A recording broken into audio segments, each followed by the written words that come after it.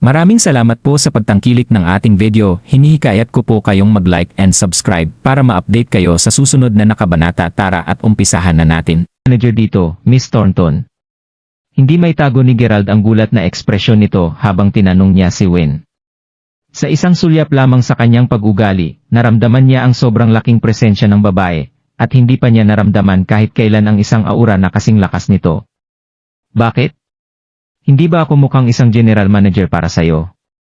Sumama si Win, nakangisi habang nakatingin kay Gerald sa salamin sa likuran. Oh, by the way, dapat mong itigil ang pag-refer sa akin bilang Miss. Ginagawa itong tumanda sa akin. Dahil mas matanda lamang ako sa iyo ng 10 taon, tawagan mo lang ako sa aking pangalan. Kumunot ang no ni Win, mukhang nagmumula. Sige kung gayon, hindi na kita tatawaging Miss Thornton. Tumango si Gerald. Puffed. Kahit papaano ay tila nalibang si Win sa tugon ni Gerald, at pinakawalan niya ang tawa. Una nang nais ni Gerald na magkaroon ng isang pag-uusap tungkol kay Win at sa kanyang pamilya, salamat sa isang matagal na pag-aalinlangan na lumutang sa likod ng kanyang isip sandali ang apelido ni Minnie ay Thornton. Napaisip ito kay Gerald kung inalagaan ni Win ang bata ng mag-isa. Ngunit dahil ang isang paksa tulad nito ay magiging masyadong personal, iniwan ni Gerald ang pag-iisip. Huminto si Win ng isang supermarket habang pauwi, at kalaunan ay umusbong kasama ang ilang malalaking bag ng grocery. Katulad ng paghula ni Gerald, ang bahay ni Win ay malinis at malinis. Pagkatapos ng isang simpleng paglilibot sa paligid ng bahay, walang mga palatandaan ng anumang mga kalalakihan. Ang maliit na katotohanan iyon ay kahit papaano ay nakaramdam ng gaanong komportable kay Gerald. Pagkatapos ay ipinakita ni Win ang kanyang mga kasanayan sa pagluluto sa kanya. Sa loob lamang ng ilang minuto, pinalo niya ang isang mesa ng mga masasarap na pinggan na mas mahusay kaysa sa anumang inihain nila sa Wayfair Mountain Entertainment. Ang sinumang nagpakasal kay Win sa hinaharap ay higit na pagpapalain na magkaroon ng asawang tulad nito. Hindi na banggitin kung paano talaga siya magaling sa pag-usap din. Matapos maihain ang pinggan, naramdaman ni Gerald na si Win ay lumago ng medyo uminit na parabang matagal nang magkakilala ang dalawa. Nakatingin ang mga mata ni Win kay Gerald. Lalo siyang naakit ng down-to-earth na pagkatao ni Gerald. Sa magkatulad na pagkakapareho, ang kanilang pag-usap ay mabilis na nakuha habang natural na bumubukas. Si Win ay nakatitig ng malungkot kay Gerald habang nakapatong ang rosas na pisngi nito sa mga palad. Gerald, dapat mausisa ka sa ama ni Minnie, di ba? Well, hindi talaga. Sumagot si Gerald na may bahagyang pagkabaliw. Ngumiti si Win habang ang paningin ay tumusok kay Gerald. Talaga. Habang nagluluto ako kanina, napansin kong parang nag-scan ka sa aking silid. May hinahanap ka ba? Ang matitigong tingin niya ay medyo lumaktaw ang kanyang puso. Si Win ay hindi isang taong magugulo, na pinagmasdan ang bawat solong paggalaw ni Gerald sa oras na siya ay pumasok sa kanyang bahay. At bawat solong salita na sinabi niya ay eksaktong nasa isip niya. Ang sitwasyon ay nagparamdam kay Gerald na parang isang mag-aaral sa elementarya, kung saan nakalantad ang lahat ng kanyang saloobin. Humph! Huwag mo nang isiping magtago ng kahit ano sa akin. Ang totoo, wala akong maitago sa iyo kahit saan. Iniwan kami ng ama ni Minnie at palagi kaming dalawa. Karaniwang ginugugol ni Minnie ang kanyang oras sa kindergarten habang nagtatrabaho ako sa aking kumpanya. Dadalhin ko siya sa trabaho sa katapusan ng linggo. Narito ang problema. Noong nakaraang linggo, isang pagsalakay sa kabisera ng ilang masasamang bata ay pinilit ang marami sa mga maliliit at katamtamang institusyon ng Mayberry na wala sa negosyo. Diyos, sobrang na-stress ako. Mayroong isang oras na ito, kung saan ako ay nabaliw tungkol dito na nadulas ako, at si Minnie ay hindi sinasadyang nahulog sa isang ilog. Wala kang ideya kung gaano ako natakot, at alam ng Diyos kung gaano ko ninanais na magkaroon ako ng isang lalaki sa tabi ko upang matulungan akong mayayos ang mga bagay. Habang binagsak ni Win ang ilang baso ng pulang alak, nagsimula nang mamula ang kanyang magandang muka, na naging sanhi ng kanyang hitsura na lalong nagtatampo at kaakit-akit. Sa totoo lang, palaging naakit si Gerald sa mga kababaihan na nasa edad niya o mas bata sa kanya. Hindi talaga siya makikipagtulungan sa mga may sapat na gulang na kababaihan na nasa 30 taon na. Lalo na hindi kasama ang isang napakaganda ngunit may pag-ugaling babae tulad ni Win. Hindi mapigilan ni Gerald na tumitig sa napakarilag na paningin sa harapan niya, ang puso niyang tumibok sa dibdib na parang baliw. Isinantabi ang kaisipang iyon, Inimbitahan lamang siya ni Win para sa hapunan bilang isang mabait na kilos, at medyo may pagka-awkward ang pakiramdam ni Gerald nang ilabas niya ang paksang naghahanap ng isang lalaki. Hindi siya sigurado kung hindi niya naunawaan ang mga sinabi nito. Miss Win, kanina pa nabanggit mo na ang ilang binata ay sinalakay ang kabisera ng Mayberry. Ngayon, ano ang ibig mong sabihin doon? O, tungkol doon. Wala ito, ngunit narinig mo siguro ang pinakasamang tao ni Mayberry, si Gerald Crawford, tama ba? Siya ang taong masyadong maselan sa pananamit na nagmamay-ari ng Mayberry Commercial Street. Puno ng galit ang tono ni Win. Halos mamatay si Gerald na nasasakal sa isang sarap ng patatas. Kailan pa siya naging ang pinakamasamang kabataan sa Mayberry? Well, syempre narinig ko na dati ang tungkol sa kanya. Pero magagandang bagay lang ang narinig ko tungkol sa kanya. Namula ang mukha ni Gerald parang bit sa hiya. Ano ang ibig mong sabihin sa mabuting bagay? Hindi mo ba alam kung paano gumagana ang mga negosyo? Dati, namuhunan ng malaking halaga ng kapital si Gerald sa mga pangunahing negosyo ng Mayberry. Maaaring ito ay nagmukhang isa power move, ngunit maraming iba pang mga negosyo ang napahamak din dahil sa kagagawan niya. Ang mga negosyong nakatanggap ng isang biglaang pondo ay agad-agad na umunlad, at nakagambala ito sa balanse ng komunidad ng negosyo. Siyempre, nagbigay din ito ng napakalaking hamon sa mga second at third tier na mga negosyong tulad namin. Maraming tao mula sa komunidad ng mga negosyo ang naiinis sa kanya. Tapos nang magsalita si Win, ibinaba ni Gerald ang mga kubyertos at kinuskos ang ilong. Siyempre, alam niya ang lahat tungkol sa napakalaking pamumuhunan na pinag-uusapan ni Win. Kinatawan niya ang kanyang kapatid na babae habang namumuhunan sa mga proyektong iyon, kasama ang pagpopondo ng Scotto Elementary School at iba pang mga katulad na proyekto. Hindi ito pinag-isipan ni Gerald at pasimpleng ginawa ang lahat sa sinabi sa kanya ng kanyang kapatid. Pagkatapos gawin ito, gayunpaman hindi na siya lumalim pa. Hindi niya namalayan, ang pagdagsa ng malalaking pondo ay nagambala sa balanse ng ekonomiya ng Mayberry. Upang mailagay ito sa isang paraan, siya ang dahilan kung bakit nag-alala si Win tungkol sa kanyang pamumuhunan. Nagresulta ito sa kanyang pagpabaya kay Minnie, kung saan kalaunan ay hindi na siya nito nakita at hinayaan na mahulog sa tubig. Hindi mapigilan ni Gerald na mapangiti ng mapait. Sapat na pakikipag-usap mula sa akin. Tama, kaya Gerald, malapit ka nang magsimula sa iyong internship, hindi ba? Anumang mga magandang lugar sa isip? Tila ngayon naman ay si Win ang nagtanong. Si Gerald ay matapat at mabait, ngunit sa kanyang pananamit at cellphone na ginamit niya, masasabi ni Win na nagmula siya sa isang mahirap na pamilya. Mayroong kabaitan sa loob ng puso ni Win, at nag-alala siya sa hinaharap ni Gerald. Hindi pa ako nagpasya kung saan ako pupunta, sagot ni Gerald. Mabuti naman. Kung wala kang mapupuntahan, malugod kang mag-intern sa aking kumpanya.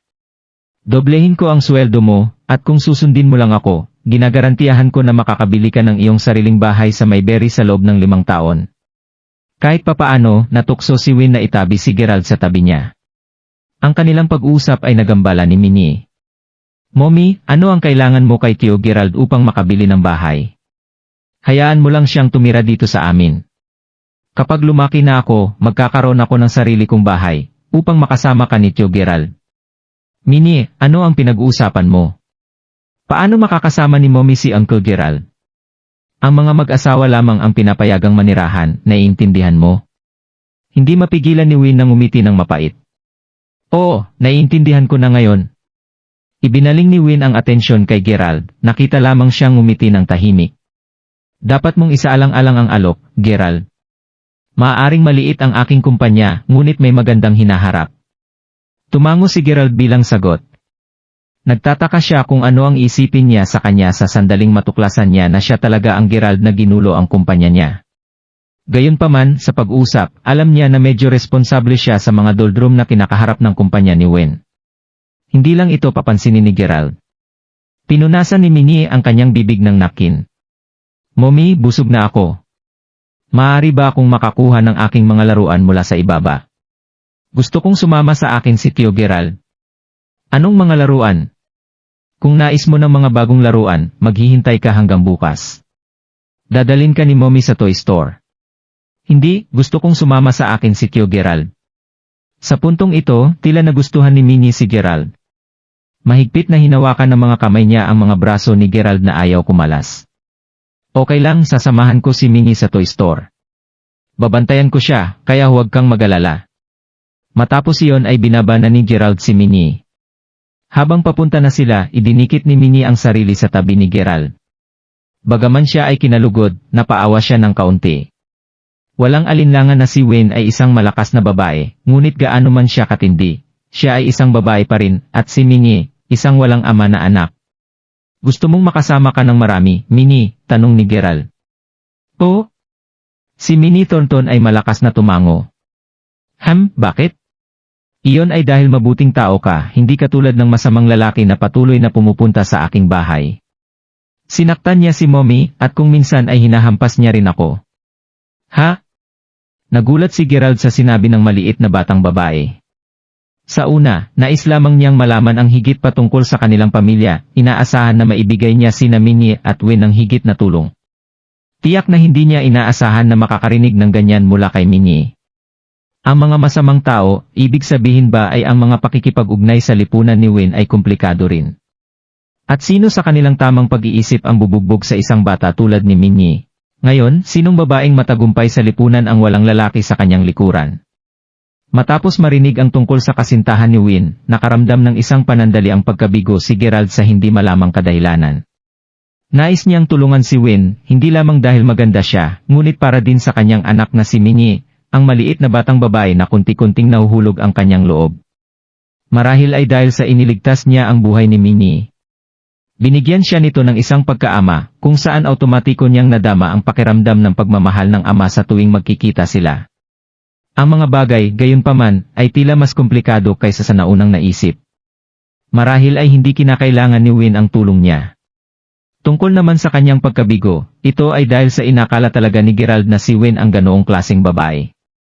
Bakit nga ba sasabihin ni Minnie na isang lalaki ang darating upang hanapin siya? Ito ay pribadong buhay ng iba pa rin at wala ito sa kanyang negosyo. Kaya pagkatapos bilhin si Minnie ng bago niyang laruan, ibinalik siya ni Gerald sa kapitbahayan. Nang walang paliwanag, biglang hinawakan ni Minnie ang braso ni Gerald. Hindi niya alam kung ano ang nakita niya, nawala ang masayang ekspresyon nito, at namumutla ang mukha.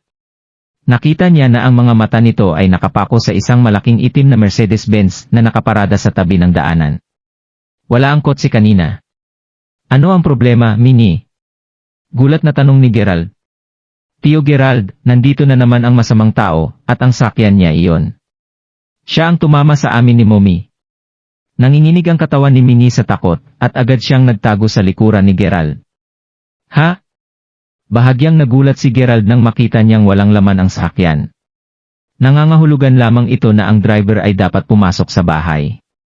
Matapos kumain sa bahay ng isang tao, walang paraan na lalayo lang siya at kunwaring walang nangyari. Halika, Minnie. Pumasok na tayo. Sinundo kaagad ni Gerald si Minnie at sumugod sa itaas. Pagdating niya, nalaman niya na ang pintuan ay naiwang nakausara. Sa loob, isang malaking kaguluhan ang nangyari. Hitch, nagdala ka ng ibang lalaki sa bahay. Bakit may 3 hanay ng mga kubyerto sa mesa? Ang kanyang boses ay masungit, at siya ay parang isang nasa edad na lalaki. Nababaliw ka, Damien Ray. Ang nangyayari sa aking pamilya ay wala sa iyong negosyo. Galit na sagot ni Wayne. Kaya tila may ibang lalaki dito. Wayne, nakalimutan mo na ba ang napagkasunduan natin kalahating buwan na ang nakakalipas? Tutulungan kitang mapanatili ang iyong negosyo upang magbigay sa iyo ng mga pondo upang maaari mong makuha ang mahirap na oras na ito. Ginawa ko ang lahat alang-alang sa iyo, at bilang kapalit, ipinangako mong makakasama mo ako. Ano pa sa palagay mo ang iyong maliit na paninindigan ay nakatiis ng dagok mula sa komersyal na kalye ni Gerald? Magiging bus ka sana ngayon. Ngayong tinulungan kita, mayroon ka pa ring lakas na makipag-ugnayan sa ibang lalaki. Hehe, Sage, kokolektahin ko ang interes ngayon. Matagal ko na sanang gustong mag-free sa iyo, at hindi ko na mapigilan pa ang 1 minuto. Ang sumunod ay ang mga plato na lumilipad sa mesa, ang nakakasakit na basag ng luwad. Lumayo ka sa akin, ikaw na anak ng Abtich. Show! Sumigaw si Wayne ng bawat huling hininga. Nagkataon, itinulak ni Gerald ang pinto at binati siya ng nakakasakit na eksena. Itigil mo yan! Sigaw ni Gerald habang kumukuha ng isang base sa tabi niya at binulilyaso ang lalaking nakaupo sa itaas ni Wayne. Isasabog niya ang kanyang kalbo na ulo. Sa isang malakas na swing, dinala niya ang base sa kanyang ulo. Sa epekto, bumukas ang bungo ni Damien Rey. Ski! Sino ka? Malakas na isinumpa niya, hawak ang kanyang dumudugo na ulo gamit ang isang kamay at nagpupumilit na hilahin ang pantalon sa kabilang kamay. Mommy, okay ka lang ba? Mabilis na tinulungan ni Minnie si Win na bumangon. Ang kanyang blusa ay napunit ni Damien na inilantad ang kanyang dibdib. Sa isang malamig at nakamamatay na titig, kinuha ni Gerald ang isang dumi mula sa sahig at binlatan ang mata ni Damien. Puno ng galit ang kanyang mga mata. Medyo alam na niya ngayon ang lahat ng nangyayari sa pamilya. Dahil ito sa plano sa pamumuhunan, isang bagay na halos nawasak ang kumpanya ni Win. Pagkatapos, lumala ang mga bagay nang lumabas sa larawan ang bastard na ito, si Damien. Ito ang kanyang kalagayan, kapalit ng tulong ni Damien Rey. Sa katunayan, nangyari ang lahat ng ito dahil sa mga bagay na ginawa niya nang hindi masyadong pinag-iisipan, kung saan humantong sa isang napakaraming chain reaction ng masamang mga epekto. Nang masaksihan ni Gerald si Win na inaatake, nakaramdam din siya ng pagkamuhi sa kanyang sarili at bigla na lang kumulo ang dugo niya. Buisit, naiintindihan ko na. Win, siya ang sugar baby na tinutustusan mo, tama ba? Saan ka nakakuha ng lakas ng loob na saktan ako? Ako si Damien Kingery. Maghintay ka lang, babalatan kita ng buhay bata. Nagmumura pa rin si Damien kay Gerald habang dumadaloy ang dugo sa mukha niya. Hindi takot sa kanya si Gerald. Tumakbo siya papalapit sa kanya, handa nang iswing ang kanyang dumi. Lumalaki sa kanyang bayan, si Gerald ay nagdusa ng lahat ng uri ng paghihirap. Dati siya ay mahirap at mahiyain, ngunit siya ay medyo malakas. Habang nagsisimulang tumaas ang mga bagay, hindi na naglakas loob si Damien na tumagal pa. Pagkatapos ay tuloy-tuloy siyang binugbog ng isang dumi ng tao, habang siya ay umiiyak sa sakit. Sa huli, nagawa niyang makarating sa pintuan at tumakas. Miss Thornton. Ayos ka lang ba? Ibinagsak ni Gerald ang kanyang dumi at lumapit kay Win na may pag-aalala. Pinunasan ni Win ang kanyang luha at umiling. Mabuti ako, ang anak ng Abtich, lumapit siya sandali matapos na umalis kayo. Sa kabutihang palad, bumalik ka sa nakaraan, kung hindi man naging ako. Mas mabuti na huwag pag-usapan ito, ngayon ay naisab mo na ang pareho nating buhay, hindi kita mahihila sa gulo na ito, kaya't gusto mo. Mas mabuti na umalis ka dito ngayon. Si Damien Rey ay isang mapaghiganti na bastard, siya ay mula sa isa sa pinakamakapangyarihang pamilya sa Mayberry. Mabuti pang umalis ka ngayon bago ka tumingin ng mabuti sa mukha mo. Sumabog ang gulat sa kanyang mga mata. Walang may nakakilala kay Damien Rey na mas mahusay kaysa sa kanya. Narinig niya minsan na may nagbanggit na si Damien ay may crush sa isang service girl sa bar. Gusto niyang samahan niya siya, ngunit ang kasintahan ng batang babae ng service na iyon ay nagtatrabaho din sa parehong bar, at nag-atubili siyang bitawan siya. Sumulong ang kasintahan niya upang pigilan siya. Bilang isang resulta, nagpadala si Damien Rey ng kanyang mga goons upang bugbugin siya, pinutol ang kanyang mga hamstrings. Pagkatapos, ginahasan niya ang service girl at hinayaang magpalitan ang kanyang mga goons. Sa madaling sabi, si Damien Rey ay isang hindi makataong hayop. At nasa likuran niya ang buong pamilya Rey. Hindi ako natatakot sa kanya, saka, sino ang nakakaalam kung anong mangyayari sa inyong dalawa kung alis ako? Tiyak na hindi kanya bibitawan at ang iyong anak na babae. Talagang hindi takot sa kanya si Gerald. Kung tatakbo siya mula sa eksena tulad ng isang puki, mas gugustuhin niyang tumalon mula sa gusali. Alam niyang hindi siya maaring maging ganoong klaseng tao. Kumusta naman, isasama mo si Minnie at pumunta? Manatili ako, naniniwala akong mapakalma ko ang galit niya. Sambit ni Win habang kinakagat ang labi. Naiintindihan ng lahat kung ano ang tunay niyang ibig sabihin. Kung iyon ang kaso, sa palagay ko dapat tayong magtago pansamantala.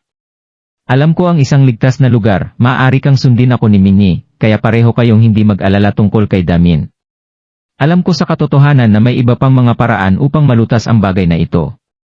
Hindi balak ni Gerald na ilantad ang kanyang pagkakakilanlan, ngunit binigyan pa rin niya si Win ng isang matibay na hitsura. Ang pangunahing dahilan ay ang kanyang telepono ay nasira na ngayon, at hindi niya makontak si Zack at ang iba pa. Ang tanging nagawa lamang niyang gawin ay ang magtago, at pagkatapos ay palitan ang sirang telepono niya. Naniniwala siya na ang kanyang plano ay hindi magdadala sa kanya ng labis na kaguluhan. Sa huli, si Win ay isang babae pa rin at wala siyang ideya kung ano ang gagawin pagdating sa mga ganitong sitwasyon. Nakatingin sa nakakumbinsi na mga mata ni Gerald, nakayuko lang ang ulo niya. Matapos nilang tapusin ang kanilang mga gamit ay bumaba na silang tatlo. Pagsakay pa lang nila sa sakyan, isang marangyang kotse ang biglang bumagsak sa mga lansangan ng Mayberry, sinundan ng 3 o 4 na komersyal na sasakyan. Lahat sila ay mukhang nakakatakot. Ang mga sasakyan ay lumusot sa maliit na kapitbahayan, hinaharangan ang lahat ng mga pasukan. Pagkatapos si Damien, na ang kanyang sugat ay bahagyang nakabenda, ay dinala mula sa kanyang sasakyan. Hindi alam kung ano ang utos na iutos, ang kanyang mga goons ay sumugod sa hagdan. Nang makita ang nangyayari sa labas ng kanyang bahay, namumutla ang mukha ni Win, at maging si Gerald ay medyo nakaramdam ng takot. Kung aalis si Gerald makalipas ang 1 minuto, marahil ay masisira siya hanggang sa mamatay.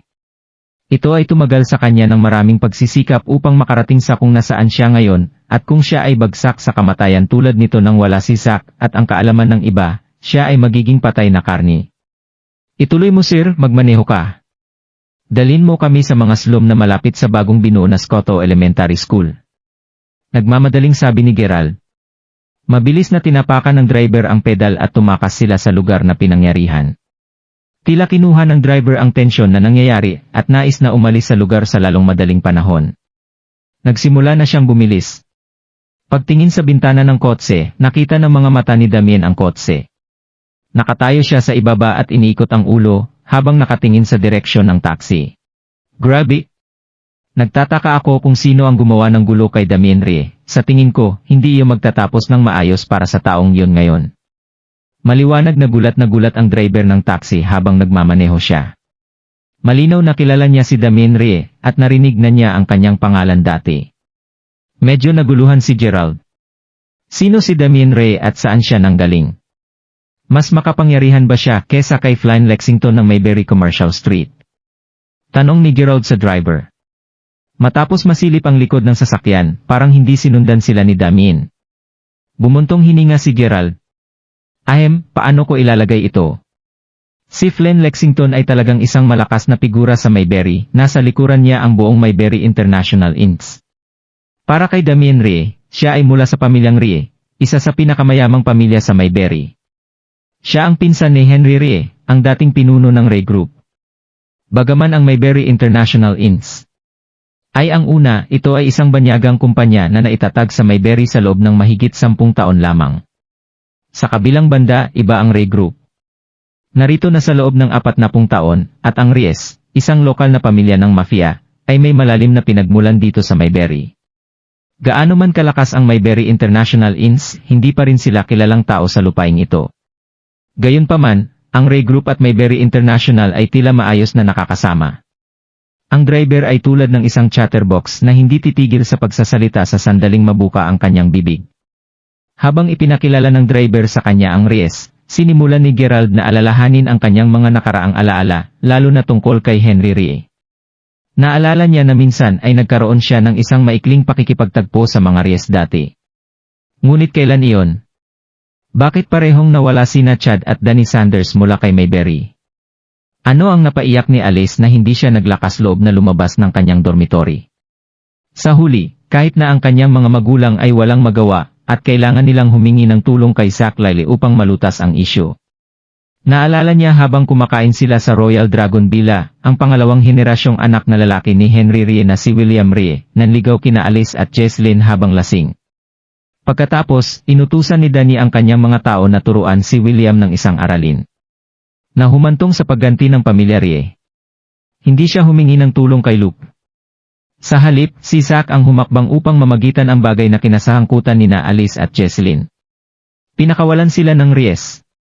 Gayunpaman, malinaw din na naalala ni Gerald na binalaan siya dati ni Zack sa pagbabantay para sa kanyang sariling kaligtasan at upang maitago ang kanyang pagkatao at iba pa.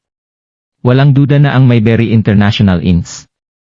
ay talagang ang pinakamalaking kumpanya sa Mayberry, ngunit hindi iyon nangangahulugan na ang bawat iba pang kumpanya ay matatakot sa kanila. Kung sa bagay, alam lang nila na ang kumpanya ay pinamamahalaan ng kanyang kapatid na si Jessica.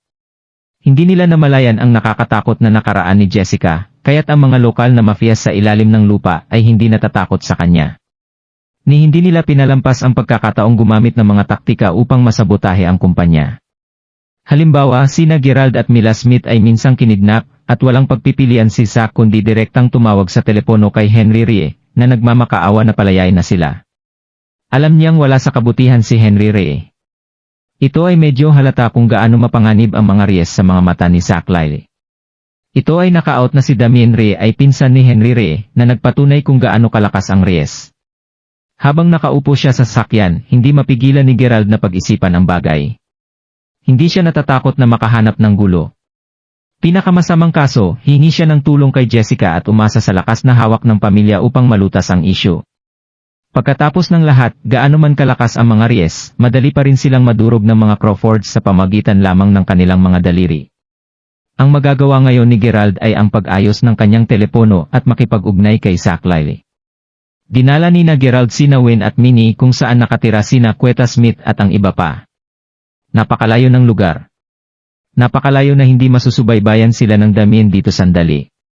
Si Kuya Gerald, nandito ka. Hoy mga bata, nasaan si Yasmin? Nang makatuntong na siya sa loob, agad na tumakbo sa tabi niya sina Danny at Edmond, na naglalaba. Nasa loob siya ng hapunan kasama si Quetta. Sa ilang sandali lamang, lumabas sina Quetta at Yasmin sa bahay. Si Gerald ay hindi napakalalim sa mga detalye. Simpleng ipinaliwanag niya na si Wayne at ang kanyang anak na babae ay nagtutulog sa gabi. Si Quetta ay maayos dito at agad na naglinis ng lugar para kay Wayne. Naantig din si Wayne nang sabihin sa kanya ni Gerald na kinukop ni Quetta ang tatlong bata. Marahil ay dahil siya rin ay isang solong ina na nagpapalaki ng isang anak ng mag-isa, naramdaman ni Wayne ang isang agarang pakiramdam ng koneksyon kay Quetta. Ang dalawa ay nagkwentuhan sa isa't isa tulad ng matagal nang nawala na matalik na magkaibigan. Matapos maayos ni Gerald ang mga bagay, pumunta siya sa isang malapit na mobile phone mall at mabilis na nagpalit ng bagong telepono. Kung hindi man maantala ang mga bagay.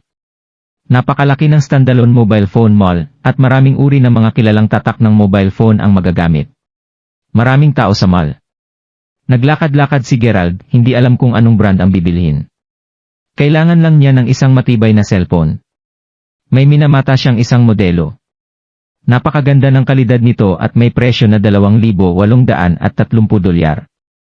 Masasabing isa itong mamahaling telepono. Miss, maaari ko bang tingnan ng mas malapit ang bagong telepono? Salamat. Magalang na tanong ni Gerald sa saleswoman. Nakita ng saleswoman na si Gerald ay naghahanap sa paligid ng halos kalahating araw. Sa pananamit ni Gerald, alam niyang malamang pumili siya ng mas murang telepono. Gayunpaman, naisip niya na sinusubukan lamang niyang isab ang muka. Dahil naglalakad siya sa isang kilalang mall, inakala ng tindera na nandito si Gerald na nagpapanggap na lumilingon. Pagkatapos, inaasahan niyang kumilos siya na parang ang telepono ay hindi ang gusto niya, at sa halip ay bibili siya ng $50 na sari-sari na hindi nakabrand na telepono at madulas. Nakita niya ang napakaraming mga ganoong tao. Nang maglakad ang mabait na mukhang si Gerald patungo sa tindahan niya, tumingin siya sa kanya. Nagulat siya nang sinabi ni Gerald na nais niyang tingnan ang pinakamahal na telepono sa gitna ng grupo. Paumanhin Ginoo, hindi pinapayagan ang mga customer na subukan ang teleponong ito nang hindi ito binibili. Walang pasensya na sinabi ng tindera. Ang ibig niyang sabihin talaga ay ipakita sa akin ang pera kung mayroon ka nito, see off kung wala ka. Hindi ba ako maaaring tumingin muna dito? Tanong ni Gerald. Wala sa kanya ang kanyang pitaka sa ngayon, kaya ang tanging paraan lamang para siya ay magbayad ay ipasok ang kanyang SIM card sa telepono at magbayad sa pamamagitan ng pagbabayad sa online. Hindi po. Batas ito ng aming tindahan. Ngumisi ang tindera. Margie. Busy ka ba sa ngayon? Dinala ko ang ilang mga kaibigan upang tingnan ang ilang mga telepono. Maligayang pagdating. Sa sandaling iyon, isang taong masyadong maselan sa pananamit kasama ang kanyang grupo ng mga kaibigan ang dumating sa tindahan. Hayward, hindi ka ba magpapalit ng bagong telepono? Nakatanggap lamang kami ng isang bagong modelo sa aming mga tindahan. Ang magandang tindera, si Margie Stewart, ay kuminang kay Hayward ng may maningning na mga mata. Oh? Isang bagong modelo? Nagtipon-tipon si Hayward at ang kanyang mga kaibigan. Kasabay nito, ang isa sa mga batang babae, ay sumulyap kay Gerald, na alis na sana. Siya ay nabigla. Banal na shti. Gerald, anong ginagawa mo dito? At ang batang babae na iyon ay hindi lamang anumang iba pang estranghero, ito ay si Lillian Cole. Ang nakatayo sa tabi niya ay si Sharon Leslie na hindi nagbago ng kaunti. Tila lahat sila ay nakabitin kasama si Hayward ngayon. Si Gerald naman, napansin na niya ang mga ito. At sa kadahilan ng iyon, malapit na siyang umalis. Kung sa bagay, mga kaklase lang silang babae mula high school. Ang kanilang pagkakaibigan ay matagal nang natapos, at wala nang masyadong mapag-uusapan nila. Bukod, marahil ay pagbibiro nila siya sa itsura niya, at ayaw ni Gerald na ipanganak ang kanyang sarili sa puntong hindi niya mapigilan ang kanyang mga kamao. Kaya, pasimple siyang naglakad palayo. Ngunit kahit paano niyang subukang dumulas, nabigo pa rin siya. Bakit nandito ka pa rin? Bibili ka rin ba ng bagong telepono? Naku, nandito ka talaga para kumuha ng bagong telepono, may pera ka pa ba? Teka, kailangan mo bang lumipat, at iniisip mo pa ring bumili ng cellphone? At mayroon kang mga bola upang makarating sa kilalang tindahan ng tatak na ito. Nagulat na ekspresyon ni Lillian. Si Sharon, na nakatayo sa gilid, ay tumingin kay Gerald at umiling na may isang mapangutyang ngiti. Hayward, magkakilala ba kayo? Tanong ng saleswoman habang nakangisi kay Gerald. Si Hayward ay kilalang kilala ng mga tao sa lugar na ito. Napabalitang magkakaroon ng isang malaking pag-unlad sa kanlurang bahagi ng York North Mountain. Ang York North Village, ang bayan kung saan naninirahan si Hayward ay ilipat. Sa malapit na hinaharap, ang lugar na ito ay bubuo sa isang pangunahing komersyal na zona. Matapos yumaman sa bayad sa demolisyon, naging aktibo si Hayward sa paligid ng lugar. Madalas niyang pinapalitan ang kanyang telepono dito, kaya't mas nakilala niya ang tindera. Ay, hindi naman. Mga kaklas lang namin mula high school. Umiling si Hayward. Pagkatapos, hindi niya pinansin si Gerald at lumingon kay Margie, nakangiti. Margie, kumusta naman ang teleponong iyong inirekomenda? Maaari ba akong tumingin, bibili ako ng isa para sa bawat kaibigan ko? Sabi ni Hayward. Malinaw na, ang mga kaibigan na tinukoy niya ay sina Lillian at Sharon. Ang parehong mga batang babae ay maganda at angkop sa panlasa ni Hayward. Ngunit ang bagay ay ang parehong mga batang babae ay tila interesado din sa kanya, na naging balisa sa kanya. Kung nais niyang masira ang alinman sa puso ng isang tao, siya rin ay medyo nasisira ng puso. Sa makatuwid, pinili lamang niya na ang dalawa sa kanyang tabi. Ang dalawang batang babae ay madalas na mag-away at magalit sa lahat ng oras, ngunit sa gayon ay pinalakas nito ang kaakuhan ni Hayward, na pinaramdam sa kanya na gusto niya, na parang hindi sila mabubuhay nang wala siya. Alam na pareho silang nakakakuha ng mga bagong telepono, una silang natuwa sa balita, ngunit pagkatapos ay nagbigay sila sa isa't isa ng malamig na mga titig. Sa anong paraan makakakuha ang alinman sa kanila ng nag-iisa, walang pag-ibig na pag-ibig ni Hayward. Para sa mga batang babae, naiinggit lamang sila at naiinggit sa bawat isa. Heto na, ito na ang isa. Subukan ito at tingnan muna. Ngumiti si Margie habang inaabot ang telepono na tumanggi itong ipakita kay Gerald kay Hayward. Habang nakatayo siya sa tabi, nagsimulang kumulo ang dugo ni Gerald. Lumalabas lamang sa kanya ang mga patakaran ng tindahan. Nais ni Gerald na labanan sila. Ngunit parehong nakatayo roon sina Sharon at Lillian. Medyo nahihiya si Gerald at hindi na siya makapagpahinga pa. Pagkatapos ay lumingon siya at nakatagpo ng isa pang tindahan ng mega brand. Sir, isang bagong-bagong telepono na dumating sa aming mga tindahan. Ito ay isang pang-internasyonal na tatak, at ang presyo ay $4,800, ngunit ang unang 50 mga customer ay makakakuha ng teleponong ito sa pamagitan lamang ng $4,300. Gusto mo bang tumingin, Ginoo? Pagpasok pa lang niya, isang babaeng nagtitinda na halos 18 o 19 taong gulang ang tumingin sa kanya. Maaari niyang sabihin na ang babae ay medyo nakalaan. Mukha siyang bagong dating dito, na gumagawa ng kanyang trabaho nang hindi hinuhusgahan ang kasuotan ng isang tao. Ngunit ang presyo ng telepono ay tiyak na nagbigay sa kanya ng isang malaking pagkabigla. Ang telepono ay nagkakahalaga ng halos $5,000, na kung saan ay masyadong mahal. Ngunit, sa masusing pagsisiyasat sa mga tampok at tatak ng telepono, naintindihan niya kung bakit ganon kamahal ang telepono.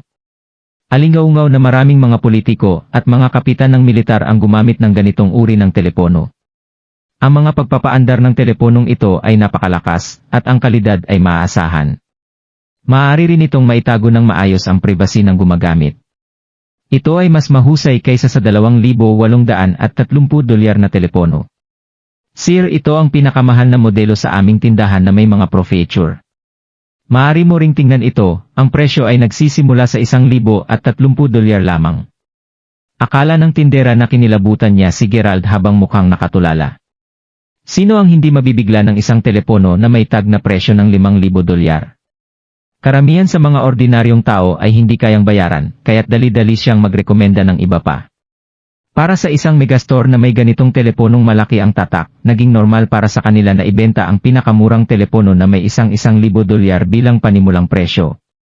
Hindi iyon kakailanganin, ipakita mo lang sa akin ang pinakamahal na telepono dito. Nga pala, maaari ba akong mangutang ng isang pin ng SIM card? Ngumiti si Gerald. Opo, Ginoo. Inabot ng tindera ang parehong telepono at ang pin kay Gerald. Ang mall ay isang mobile phone specialty mall, kaya may mga security guard na nagpapatrolya sa pasukan. Bukod, mayroon ding isang espesyal na kagamitan sa scanner, kaya walang sinuman ang dapat matakot na mawala ang kanilang mga pitaka o magnanakaw. Nang matanggap ang mga hiniling na item, ang unang ginawa ni Gerald ay ipasok dito ang kanyang SIM card. Holy moly, anong sinabi mo, Margie? Ang cellphone na ito ay nagkakahalaga ng $2,830. Grabe naman yan. Kasabay nito, narinig ang gulat na sigaw ni Hayward na nagmula sa malapit na tindahan ng mobile phone. Medyo nagulat din sina Sharon at Lillian na nasa tabi niya. Nabigla sila sa presyo ng cellphone. Sinubukan na nila ang mga pagpapaandar at tampok ng telepono na ang lahat ay talagang mahusay. Ang kalidad ng kamera ng telepono ay malinaw at malutong, at para sa mga magagandang batang babae tulad nina Sharon at Lillian, ang pagkakaroon ng isang telepono na may mahusay na kamera ay mas mahalaga kaysa sa ano paman. Lahat sila ay tumingin kay Hayward ng may pag-asa, naghihintay para sa kanya na bumili ng isa para sa bawat isa sa kanila. Ang butil ng malamig na pawis ay tumulo sa noo ni Hayward. Na, sobrang mahal. Ito ay higit sa $1,500 para sa isa, malapit sa $6,000 para sa dalawa, ang teleponong ito ay masyadong mahal. Pinahid ni Hayward ang malamig na pawis sa noo niya. Kinumpirma na ang kanyang bahay ay gigibain, ngunit ang bayad ay ililipat lamang sa kanya makalipas ang 2 o 3 buwan. Tulad ng sa ngayon, makakakuha lamang siya ng pera mula sa kanyang credit card, at mababayaran lamang kapag natanggap niya ang kabayaran. Hindi niya kayang bayaran ang telepono kahit na siya ay binugbog hanggang sa mamatay sa lugar. Naku, kaya may mga bagay pa rin na hindi mo kayang bayaran. Dahil ang mga kagandahang ito ay tulad ng telepono, dapat kang bumili ng kahit isa para sa kanila. Si Margie ay napakahusay sa kanyang tungkulin bilang salesperson. Ginamit niya sina Sharon at Lillian upang akitin si Hayward na bumili ng isa sa kanya.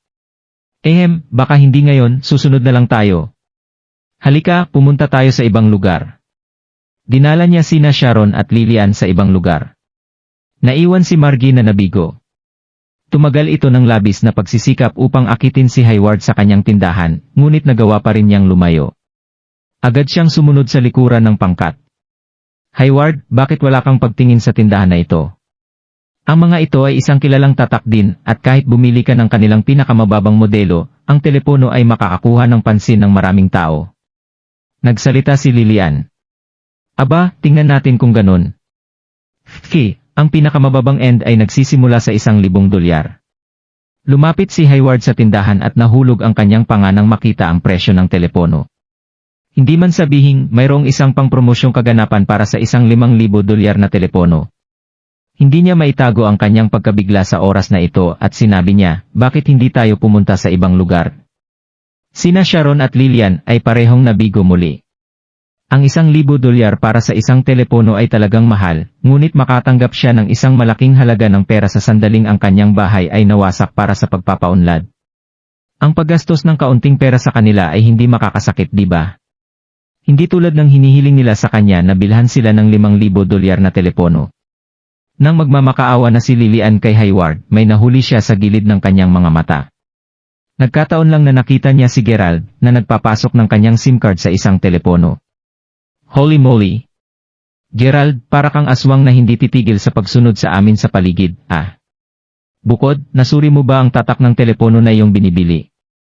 Paano mo kakayanin ang isang magsasaka tulad mo? Wala sa mood si Lillian. Nang makilala niya si Gerald sa unang pagkakataon, wala nang masyadong sasabihin sa kanya. Ngunit ngayon, nasa isang tindahan sila kung saan hindi ni kayang bilhin ni Hayward ang alinman sa mga telepono. At sa kanilang pag-alis na sana, nakita nila si Gerald dito, binabaliktad ang mga telepono sa paligid at nagkukunwaring parang may kayang bayaran. Tumama ito sa nerbiyos ni Lilian. Tumatawang sagot ni Gerald. Nakakakuha ako ng isang bagong telepono, paano ito sa iyong negosyo? Kinarga ni Gerald ang kanyang SIM card sa telepono. Mabilis niyang na-download ang PayPal at handa nang kumpletuhin ang kanyang bayad. Ngunit pagkatapos marinig ang mga salita ni Lilian, wala siya rito. Agad siyang sumagot ng may masakit na tono. Magandang langit? Huwag nang magpanggap, tingnan ang iyong sarili, paano makakaya ng isang tulad mo ang ganitong uri ng telepono? Lalong lumaki si Lilian. Lilian, tingnan mo. Hawak niya ang $5,000 na telepono. At iniisip niyang bilhin ito. Hahaha.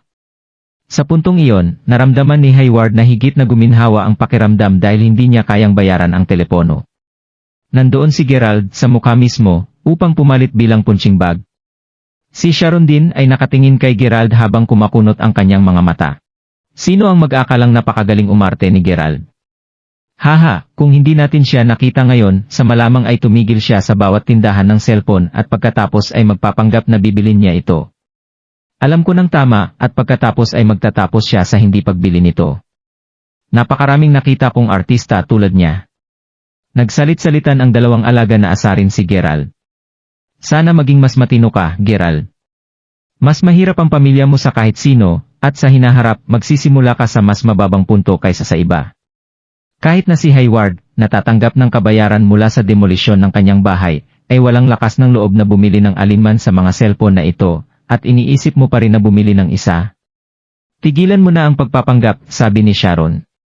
Sa totoo lang nagsasalita, ang kanyang pansin ay laging nasa Hayward bago ito. Hindi niya inabala ang pagbibigay pansin kay Gerald. Ngayon na kahit si Hayward ay kinukutya si Gerald, hindi niya maiwasang sundan at biniro siya ng isang salita o dalawa. Pagkatapos umiling siya sa paghamak. Hayward, dahil napunta ka na dito, tinanong ko lang ang aking boss para sa kanyang pahintulot, at ngayon ay may bebenta ko sa iyo ang teleponong iyon ng mas mababa sa $300. Ang kondisyon ay upang bumili ka ng dalawang mga telepono, at ipangako mo sa akin na, sa hinaharap dapat kang magdala ng mas maraming mga customer sa aking tindahan, kung hindi man ay mapagalitan ako ng aking boss sa kamatayan.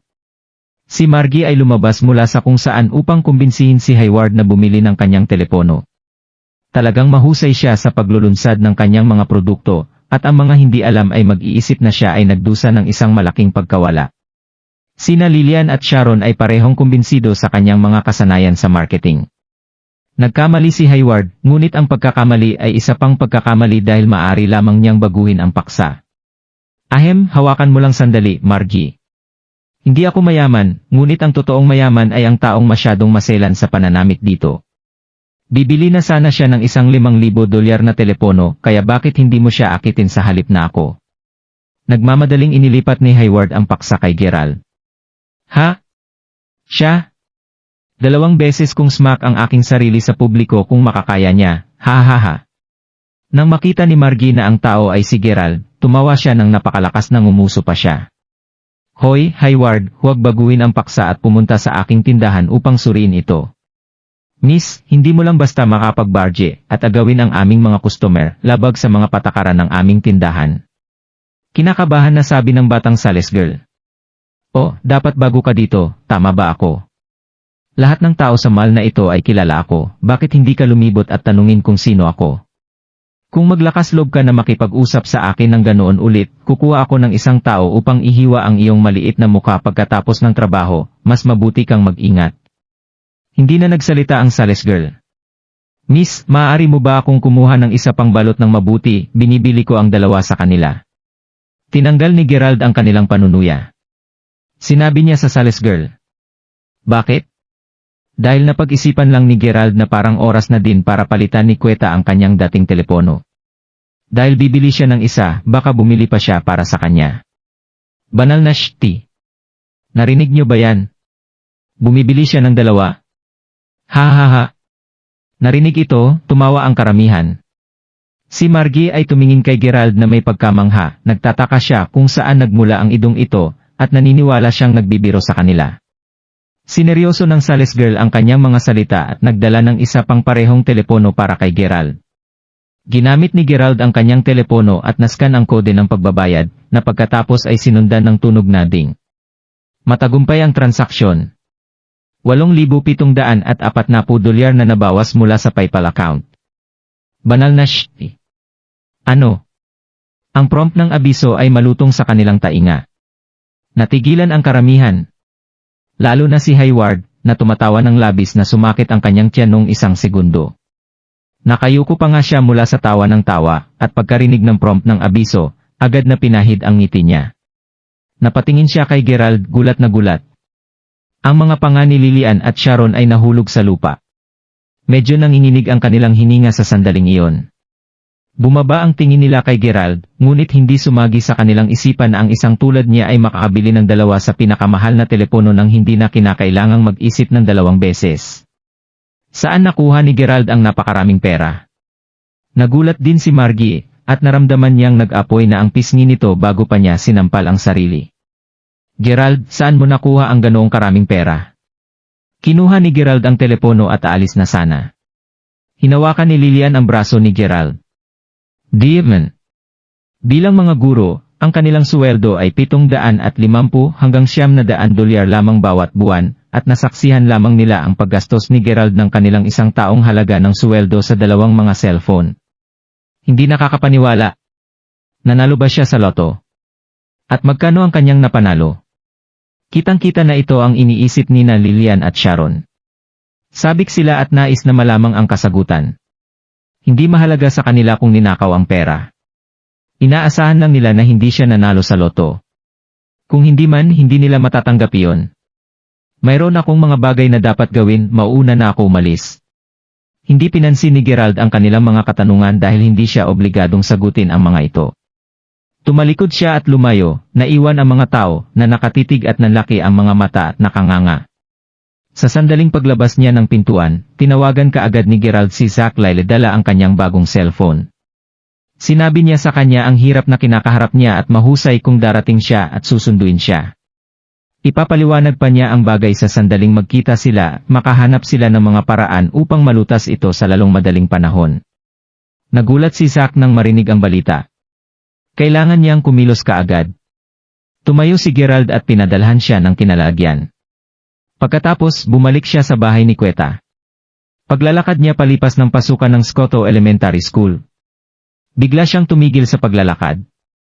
Bago siya, mayroong isang malaking grupo ng mga tao, at ilang mga marangyang kotse na nakaharang sa pasukan. Sa tabi nito, isang taxi ay nasira, at maririnig ang daing na nagmumula sa gitna ng karamihan. Malinaw sa araw na may binugbog. Ang isa sa mga marangyang kotse ay nakakuha ng atensyon ni Gerald habang pamilyar ito. Tumigil saglit ang puso niya. Si Damien Ray ayon. Hinabol niya talaga sila. At sa wakas ay nakilala ni Gerald ang taxi. Ito ang sinakay niya upang magpunta rito. Ang mga nakapaligid na nanonood ay nanonood. Kinabahan si Gerald, at paglingon niya sa direksyon ay nakatingin ang lahat. Sa sobrang takot niya, napagtanto niya na ang isang binubugbog ay ang dating taxi driver. Siya ay pinalo sa isang duguang pulp. Ang kanyang katawan ay nabulwak sa lupa, at namula ang dugo sa kanyang buong muka. Gimit, sasabihin mo ba o hindi? Nasaan ang Bitch at ang Bastard na iyon? Walang pag-ungal ni Damien. Marie, patawarin mo ako. Hindi ko talaga alam, at kung alam ko, sasabihin ko sana sa iyo. Ang driver ay nagsinungaling sa lupa, nagmamakaawa. Umalis sila mula sa lugar na ito, at hindi ko alam kung saan sila nagpunta. Hindi pa rin niya sinasabi, bugbugin mo ang mga lalaki. Ang kanyang mga goons ay lumiliko sa swing at smash sa kanya ng sticks. Ang pamalo ay nagpatuloy ng ilang higit pang minuto, at ang mga nanonood ay naramdaman na pinalamig ng kanilang mga tinik. Patuloy na itinanggi ng driver habang binugbog hanggang sa siya ay walang malay. Pinagmasdan ni Gerald mula sa tagiliran. Nanginginig ang buong katawan niya sa sobrang galit. At talagang pinalipat siya ng driver. Anong ginawa niya? Dahil sa pagbagsak sa kanya ng driver at ng iba pamalapit sa pasukan ng mga slum, kaya't walang paraan na hindi niya malaman kung saan pupunta si Gerald. At malinaw na maliwanag na ang driver ay hindi sasabihin sa kanila ng anuman. Hanapin mo ako agad sa pamilya ng driver na ito. Dapat alam niya kung nasaan sila, sumpain ito, at naglakas loob siyang magsinungaling sa akin. Sisirain ko ang buong pamilya niya. Ungol ni Damien. Makinig, sa sinumang nakakita ng isang magandang babae na may isang bata at isang 20 taong gulang na bata ngayon, lumapit at bigyan kami ng impormasyon. Gagantimpalaan ka ng malaki ng Reyes. Kung hindi man, baka mapunta ka lang sa kanya. Utos ni Damien, lumakas ang kanyang boses sa panginibabaw. Humph! May dumating na tulungan akong ilabas ang kanyang hamstrings. Itigil mo yan. Isang sigaw ang tumapos sa katahimikan. Huminto ang mga goons ni Damien nang gugulpihin na nila ang driver ng taxi. Agad na tumingin ang mga tao patungo sa direksyon kung saan nagmula ang sigaw. Si Gerald ang sumigaw. Habang nakatayo doon ang nag-iisa at nakita ang driver ng taxi na tumatanggi na ibigay ang kanyang impormasyon kahit na siya ay binugbog at nasa bingit na ng kamatayan, nakaramdam ng pasasalamat si Gerald sa kanya. Ngayon, maliban sa walang siyang kamalay-malay, ngunit nadamay din ang kanyang pamilya sa gulo na ito, at malapit na siyang lumpuhin ng mga goons ni Damien. Kahit na hindi makatao si Gerald, tatayo pa rin siya laban sa karahasan na ito. Nilagpasan ni Gerald ang mga tao sa paligid. Ako ang hinahanap mo, kaya bakit mo pinapahirapan ang driver? Napatingin si Gerald kay Damien, malamig na bato. Ha? Brat, sigurado akong natagpuan ka ng impyerno, tila tama ang aking gut. Ngumiti si Damien na mapang-uyam sa sandaling nakita niya si Gerald. Kanina pa, inutusan ni Damien ang kanyang mga tauhan na sumakay sa bahay nila Win Thornton upang mahuli nila Gerald at Win. Dapat niyang turuan ang dalawa ng mabuting aral. Ngunit sa sandaling iyon, biglang bumilis ang isang taxi at nagmaneho. Nakuha nito ang ilang pansin, lalo na mula kay Damien Rie, na sumulyap ng 2 beses patungo sa taxi at hindi gaanong iniisip ito. Naisip niya sa kanyang sarili, kahit na nais ni Win na dalhin ang bata sa pagtakbo, kailangan pa rin niyang magmaneho, ngunit ang kanyang kotse ay nakapark pa rin sa ibaba. Ang sumunod ay nang ang kanyang sariling mga tauhan ay sumugod at nagulat na wala ng tao sa bahay. Kaagad na pinagsama ni Damien Rie ang mga piraso. Dahil ito ay uri ng isang huling minutong bagay, pansamantalang hiniram niya ang mga goons ng kanyang kaibigan mula sa pinakamalapit na kalye upang sundan sila. Maiksi lamang ito sa 5 o 6 na minuto, kaya saan maaring magtakbo si Win at ang kanyang anak. Shoot! Kage, dapat nasa taxi na sila. Agad niyang kinuha ang surveillance camera ng isang tindahan at kinuha ang impormasyon sa plate number ng taxi at iba pang mga detalye. Pagkatapos, pinasadya niya ang kanyang goons ang taxi. Ang driver ay naging walang kabuluhan at hindi muna nakikipagtulungan sa kanila. Napinilit nila siya na akayin lamang sila sa lugar na ito. Ngunit pagkatapos, tumanggi pa rin siyang isuko ang kanilang lokasyon. Ang nasa isip ng driver ay medyo simple. Ayaw niya ng bahagi ng kanilang negosyo. Ayaw niyang labanan ang kanyang sariling budhi upang magtaksil sa iba. Naisip niya na hahayaan niyang bugbugin siya ni Damien at ng kanyang mga goons, pagkatapos ay iiwan nila siyang mag-isa. Sa makatuwid, pinikit niya ang kanyang mga panga at nakatiis sa mga hampas. Sa ganitong paraan, baka maniwala pa siya kay Damien. Bilang isang resulta, mali ang paghusga ng driver kay Damien Rie. Walang paraan na madaling mahulog si Damien para rito. Nahumantong sa nangyayari ngayon. Ngunit sa ngayon, hindi na mahalaga kay Damien, dahil ang bata na hinahanap niya ay lumabas ng mag-isa. Sabihin mo sa akin anak, saan napunta si Win? Ngunit syempre, hindi mahalaga kung sasabihin mo o hindi, dahil tuturuan kita ng hindi malilimutang aralin sa paglaon. Ngini siya ni Damien. Damien Rie, kilala kita. Galing ka sa pamilya Rie, ngunit kailangan mong bigyan ng muka ang Mayberry International Inc., tama ba? Para lamang sa iyong impormasyon, Zach Lyle at ang kanyang mga tauhan ay narito mas mababa sa 10 minuto. Ang sasabihin sa katotohanan, nagsimula na ring magpanik si Gerald. Hindi magiging sulit ito na bugbugin ng kalahati hanggang sa mamatay ng isang Scholl tulad ni Damien tulad nito. Kung sasabihin niyang siya si Gerald Crawford, hindi ito papaniwalaan ni Damien. Si Zach Lyle lang ang nabanggit niya. At nang marinig ni Damien ang kanyang pangalan, nanginginig ang kanyang buong katawan sa takot. Bumalik sa Mayberry, si Zach Lyle ay katulad ng kanyang sariling pinsan, si Henry Rie. Si Zach ay isang business tycoon, at para sa kanyang sariling pinsan, kinailangan niyang umasa sa lakas na naipon ng kanyang pamilya sa mga henerasyon at henerasyon sa Mayberry, ngunit halos hindi pa rin siya katumbas ng Zach. Ngayon, ang malupit na Michael Zeke at ang mga tao mula sa Mayberry International Inns ay patungo na. Sinabi ng tsismis na si Michael Zeke ay napakalakas.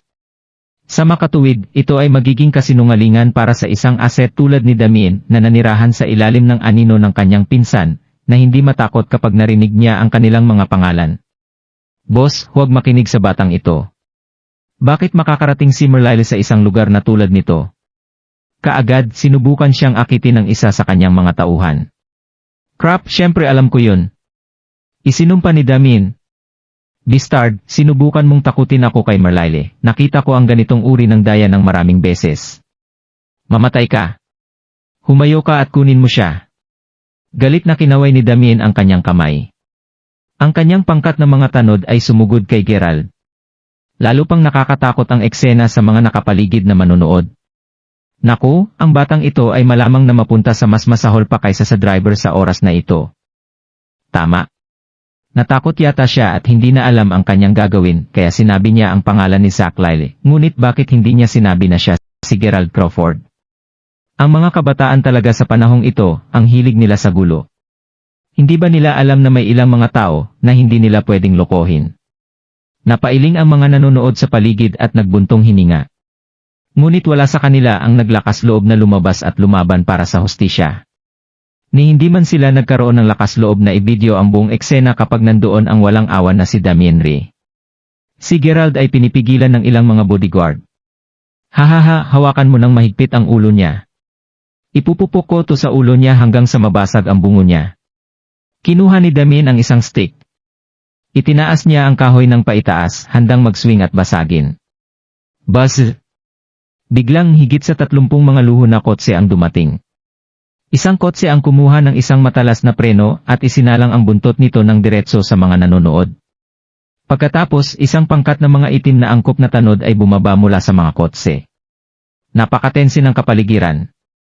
Dalawang labis na maliksi na mga bodyguard ang mabilis na sumugod patungo sa eksena, at sa 3 pagwelga, nagawa nilang makipagbuno kay Damien at pinilit siya sa lupa. Huwag ba kayong mangahas na guluhin ako? Kilala ba ninyo kung sino ako? Ako si Damien King Ray, pinsan ni Henry Ray ng Ray Group, kaya huwag mo akong tapangang hawakan ako. Nadama ni Damien na ito ay isang bagay na wala sa karaniwan nang maramdaman niya ang lakas ng mga tanod. Pakiramdam ang mga bagay ay naging walang magawa sa kanyang wakas, nagmamadali siyang humingi ng awa. Swerte mo na dumating ako ng mas maaga, kung hindi naman ako mamamatay kay Damien, kundi pati na rin ako. Dumating si Zach Lyle papunta sa eksena. Sinipa niya si Damien Ray sa mukha niya mismo. Lumabas ang sariwang dugo sa kanyang bibig. Pagkarinig ni Zach na nagkagulo si Gerald, agad niyang ibinaba ang lahat ng kanyang trabaho at dinala ang kanyang mga tauhan upang malutas ang sitwasyon. Naturally, may mga taong pumupunta upang alamin kung ano ang nangyayari, doon lamang nila nalaman na may humabol ulit kay Gerald. Kaya, agad na sumugod sa eksena si Zach, nalaman lamang na siya ay huli na. Kung ang stick na iyon ay nabasag sa kanyang ulo. Hindi maganda ang naging kalagayan para kay Gerald.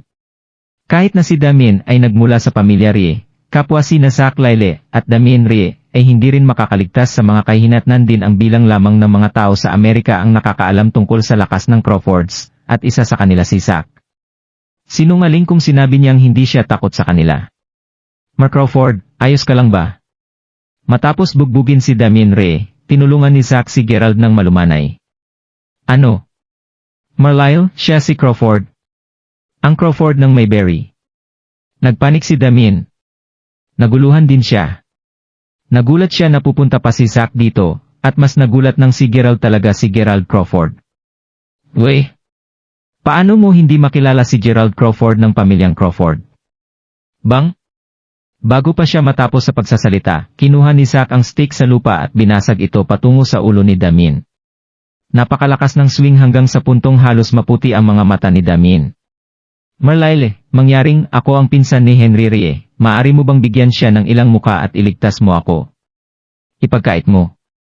Sa palagay mo ba talagang simple ang mga bagay? Pagkatapos isa pang marangyang kotse ang dumating. Sa oras na ito, mas maraming tulong ang dumating at ang buong kalye ay ganap na nablock. Si Michael Zeke ay nagdala ng higit pang mga kalalakihan. Banal na Shti. Lillian, Sharon. Maaari bang kayong kapwa magpatakbo ng mas mabilis, isang bagay na pangunahing nangyayari sa Skoto Elementary School? Ski! Mayroong 60 hanggang 70 mga luho na kotse ang humahadlang sa buong kalye. Sa sandaling iyon, maraming mga tao sa kalye ang tumakbo patungo sa Skoto Elementary School nang marinig ang balita. Nais nilang makita kung ano ang nangyayari doon. Ito ay isang pambihirang eksena na hindi pa nila nakikita dati. 60 hanggang 70 Rolls-Royce Phantoms ang nakaharang sa kalsada, na kung saan ay kamanghamanghang. Si Hayward Davis at ang iba pa ay nagtataka pa. Agad silang tumakbo sa unahan ng iba. Anong nagyari? Hindi ko alam, narinig kong binugbog ang isang bata, at pagkatapos ay dumating dito sina Zach Lyle at Michael Seke na mula sa Mayberry. Narinig ko rin na ilang mga leader ng commerce at mas mataas na mga pagtaas ng Mayberry ay narito. Ang mga bodyguard lang, halos daan-daang mga ito sa paligid ng eksena. Excited na sigaw na Hayward. Banal na shti. Mas natuwa ngayon sina Sharon Leslie at Lillian Cole. Lahat sila ay sumugod patungo sa eksena, lalong dumarami ang tao sa kapaligiran. Lalong hindi makapaniwala si Damien Ray. Siya ang nag-utos sa kanyang mga tauhan na sundan si Gerald, at dahil dito, halos kalahati ng Mayberry, maging ang militar, o mga opisyal ng gobyerno, o maging ang mga mas mataas na negosyo ay napunta rito. Kahit na ang mismong pinsan niya, si Henry Ray ay nasa eksena. Napahiya siya ng sobra. Sa kabilang banda, si Gerald ay hindi maaring manatili ng mas matagal pagkatapos mapalibutan ng napakaraming mga tao. Kung manatili siya, tiyak na mailalantad ang kanyang pagkakakilanlan. Bukod dito, wala pa ring malay ang driver at walang nag-aalaga sa kanya. Lumapit siya sa pangkat ng mga tanod at pagkatapos ay inatasan si Flynn Lexington na kararating lang na gumawa ng tungkol dito. Agad nilang pinatakbo ang kotse, nilagpasan ang karamihan at pinadala ang driver sa ospital. Tungkol sa natitirang bagay, naniniwala si Gerald na alagaan ito ni Flynn. Nandito talaga silang lahat. Si Hayward at ang iba pa sa wakas ay nakapagpilit sa karamihan ng tao pagkatapos ng maraming pagsisikap. Nakikita ang palabas sa harap nila, sila ay simpleng naigobmak. Bumagsak ang mga panga ni Lillian at Sharon. Hindi ba Flynn Lexington yon? Agad na nakita ni Hayward si Flynn na nakatayo ng majestiko sa gitna. Nakakainis na tanong niya. Ha? Paano mo malalaman ang malalaking shot tulad ni Flynn Lexington? Sina Lillian at Sharon ngayon ay lalong namangha kay Hayward. Ma'am, naalala mo ba ang oras na nagpunta kami sa York North Mountain para magpiknik? Sa katunayan, hapon na iyon, si Gerald Crawford mula sa Mayberry ay dumating sa aming nayon kasama si Flexington at nilagdaan ang isang serye ng mga kontrata. Hehe, ang aking ama ay ang accountant para sa aming nayon, at siya ay hinirang din bilang head accountant ng proyekto sa York North Mountain Village Development, kaya kailangan niyang makitungo kay Lexington. Hindi ko ba nabanggit na nagpunta ako sa Wayfair Mountain Entertainment noong nakaraang linggo? Alam kong hindi ka maniniwala ngunit dinala ako ng tatay ko doon. Tinanong pa ako ng aking ama na magtos kasama si Lexington. Dahil ang proyektong ito ay ang unang proyekto sa pag-unlad ni Gerald, binigyang pansin ito ni Flynn at kailangan niyang aliwin ang lahat na kasangkot dito. Hindi makapaniwala. Kahit natalunin mo ako hanggang sa mamatay, hindi pa rin ako naniniwala na nagpunta ka sa Wayfair Mountain Entertainment. Ang dalawang batang babae ay medyo nainggit at naiinggit sa kanya. Oy, kinukuha mo pa rin ako sa isang pagyayabang, ha? Tinaasan ng kilay ni Hayward. Tapos ka na bang magyabang sa maliit na brat? Ang batang ito talaga ang may gusto magpanggap eh. Sa sandaling may isang malaking eksena, kumikilos sila sa tabi ng bawat isa na parang alam nila kung ano ang nangyayari o alam nila ang malalaking shot. Ibagsak ang brat ng kilos. Tama, ano ang point ng pagpapanggap? Pumunta doon at kamustahin kung nakuha mo ang mga bola. Bago pa siya magtanong kina Lillian at Sharon. Kakaunti ang mga nanonood sa gilid na nagtatalo kay Hayward. Kung gayon maghihintay ka lamang at makita. Hindi masyadong nagsalita si Hayward. Gamit ang magkabilang kamay niya sa kanyang bulsa, naglakad siya paakyat sa gitna ng nakakagulat na mga tingin ng karamihan. Kumusta mo Lexington, hindi ko inaasahan na masagasaan kita dito. Bati ni Hayward na may bahagyang napilitang ekspresyon. Si Flynn ay natigilan sa una, pagkatapos ay naskan niya si Hayward pataas at pababa, ikaw. Ang aking ama ay si Quashon Davis, palayo na Davy Baton, isang accountant mula sa York North Mountain Village. Nakilala ka namin noong nakaraang linggo. Kinabahan si Hayward at natatakot na makalimutan siya ni Flynn Lexington. Naalala ko ngayon, ikaw si Little Davy. Wala nang iba dito ngayon, huwag kang mag-pray. Mabuti pang umalis ka rito ng maaga at umuwi ka. Sa sandaling marinig ni Flynn ang tungkol sa nayon ng York North, nagbigay siya ng malaking pansin sa kanya at nakipagkamay. Sinabi niya kay Hayward na umalis ka agad sa eksena. Oh my God, oh my God. Sharon look, Flynn Lexington really know Hayward. Ganap na nasasabik si Lilain. Kung maaari lang siyang sumigaw, lubos na niyang nagawa ito. Yuhu! At habang nabigla si Sharon, nakatingin din siya kay Hayward, humanga. Sa sandaling iyon, naramdaman ni Sharon na parang si Hayward ay hindi kapanipaniwalang guwapo na naramdaman niya ang lahat ng iba pang mga lalaking dashing na nakita niya dati na walang laban sa kanya.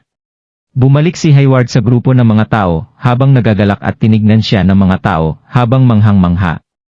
Sige, sinabi sa akin ni Lexington na hindi dapat tayo manatili dito, maaring may mangyaring malaki mamaya, kaya sa palagay ko mas mabuti na umatras muna tayo. Ngumiti si Hayward. Sige, sige, kahit anong sabihin mo Hayward. Tumango ang karamihan at pagkatapos ay nagmamadali na umalis. Ang kahiyang naramdaman ni Hayward matapos na patunayan na mali ni Gerald kanina, lahat ay nawala sa puntong iyon. Kung ikukumpara kay Hayward, hindi man masuring makatao si Gerald. Usapan tungkol kay Gerald. Pinag-ipinadala na niya sa ospital ang mabuting driver. Tungkol sa bagay na inilahad niya kay Flynn Lexington tungkol sa, sinabi niya sa kanya na alagaan ang pamilya ng driver at magpadala ng isang halaga ng pera. Upang ipakita ang kanyang pasasalamat. Tungkol naman sa pamilya ni Queta, iniisip ni Gerald na bumalik pagkatapos na maayos ni Flynn ang bagay. Tulad ng pakikibaka ni Gerald upang magpasya tungkol sa saan susunod na magtungo. Biglang, nakita niya ang isang tao sa klase ng grupo na nakikipag-chat sa lahat ng mga miyembro. Si Cassandra McGregor ayon. Ang buong klase ay dapat magtipon sa Universidad ng Entrepreneuridad ng Universidad, Block B, alas 3 ng hapon. Doon o maging parisukat. Natigilan si Gerald. Ano ang gagawin nila sa entrepreneur base? Tulad ng pagtataka niya sa kanyang sarili, nakatanggap siya ng tawag mula kay Harper Sullivan. Gerald, nasaan ka? Nabasa mo na ba ang mga balita sa klase? Nabasa ko na? Siya nga pala, ano ang tungkol dito? Tanong ni Gerald. Kike, talagang hindi ka panipaniwala ang Felicity. Hindi ba na-upgrade lang ang City Live sa Exceptional Live? Ngayon na ang Felicity ay nasa ilalim ng suporta ng Exceptional Channel, mapapanatili niya ang kanyang antas bilang isang kagalang-galang na angkla. Nagsimula na siya ng sarili niyang negosyo at nagmamay-ari ng sarili niyang studio. Dahil bukas ay bukas na pagdiriwang, bakit hindi tayo magtungo roon ngayong hapon upang makita kung ano ang matutulungan natin? Wala pa rin kaming ideya kung ano ang gagawin pagkatapos ng aming pagtatapos. At tingnan mo si Felicity, nagmamay-ari siya ng isang kumpanya ngayon. Bumuntong hininga si Harper. Nanatiling tahimik si Gerald at ngumiti. Maaari mong sabihin na si Felicity ay nagsumikap upang pakainin at itaas ang kanyang sarili sa puntong ito. Sa sandaling ito, siya ay itinuturing na pinakamaimpluwensyahan sa iba pang mga kamag-aral, at ang sabi-sabi ay kumikita siya ng humigit kumulang $15,000 bawat buwan. Iyon ay maraming pera. Tulad ng para kay Harper at ang natitira, hindi sila makalimutan ni Gerald, at magkakaroon ng maraming mga pagkakataon para sa kanila sa hinaharap. Ngunit dahil maraming mga bagay na nakakagambala sa kamay, ayaw pumasok ni Gerald sa pagpupulong. Ngunit dahil ang buong klase ay pupunta, hindi ito magiging magalang kung hindi siya sumipot. Mabuti, pagkatapos ay magkita tayo sa entrepreneur base. Nang matapos ang tawag, inabot niya ang kotse sa kanyang tanod at sumakay ng taxi. Sa oras na siya ay dumating sa lugar, siya ay 1 oras na huli. Gerald, anong tagal mo? Sa kabutihang palad, hindi ka ang pinakabagong, haha. Tinapik ni Harper ang balikat ni Gerald. Something was up, that's why I'm late. Tama, bakit lahat kayo nasa labas pa? Hindi ba alas 3, sumpain, bakit hindi pa bukas ang pinto? Nasaan si Felicity? Napatingin si Gerald sa pasukan ng base, kung saan nakalak pa rin ang pintuan ng isang hiwalay na studio. Tapos tinanong niya. Ngayong sikat na siya, kagalang-galang na anchor ng balita, kaming mga kamag-aral ay tumatambay lamang sa labas upang maghintay.